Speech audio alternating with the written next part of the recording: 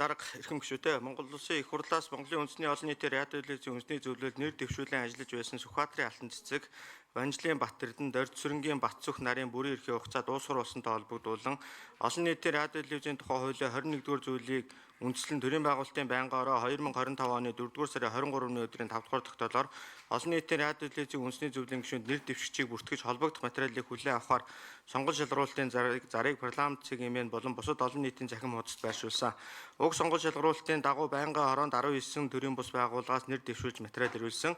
Төрийн байгуулалтын байнгын ороо нэр дэвшигчдийг ирүүлсэн хүсэл материалыг хүлээн авч тэдгээртэй холбогдуулан төрийн албаны зөвлөлд авилгатай тэмцэх газар, нийгмийн даатгалын ерөнхий газар, улсын бүртгэлийн ерөнхий газар, цагдаа ерөнхий газараа шаардлагатай лавлгаа мэдээллийг цус тус авсан. Төрийн байгуулалтын байнгын ороо 2025 оны 12-р сарын 9-ний өдрийн 13-р тогтоолоор олон нийтийн радио телевизийн тухай хуулийн 21-р зүйлийн 21-ийн 7-д энэ хуулийн 21-ийн 5 заасан байгууллага албан тушаалтан төрийн бус байгууллагуудын саналаас сонголтын үндэсний зөвлөлийн гишүүнд нэр дэвшүүлж улсын их хурлд өргөн мэдүүлнэ гэж заасны дагуу олон нийтийн радио телевизийн үндэсний зөвлөлийн гишүүнд нэр дэвшигчийг төрийн бус байгууллагуудын саналаас сонгон шалгаруулах үүрэг бүхий ажлын хэсгийг байгуулсан бөгөөд ажлын хэсгийн ахлагчаар улсын их хурлын гишүүн Баярбаатар миний бие, ажлын хэсгийн гишүүдэд улсын их хурлын гишүүн Болормаа, Ганбаатар, Идрат, Лодо самбуу, Уян гишиг нарын 6 гишүүний бүрэлдэхүүнээр ажиллаж нийт 3 удаа оролцсон.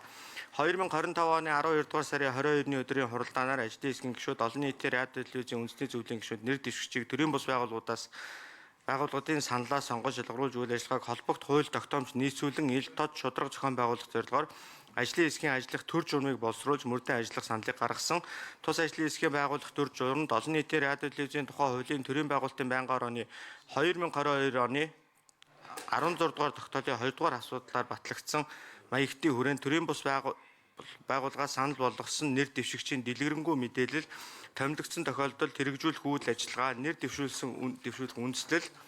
түүнчлэн хууль заасан бусад шаардлагыг хангаж байгаа эсэхэд үнэлж санал дүгнэлт гаргах шинээр томилогдох үндэсний зөвлөлийн гишүүний мэргэжлийн болон санал болгосон төрийн бус байгууллагын үйл ажиллагааны чиглэл нь өмнө чөлөөлөгдсөн гишүүний чиглэлтэй нийцэж байгаа эсхийг харгалзан үзэж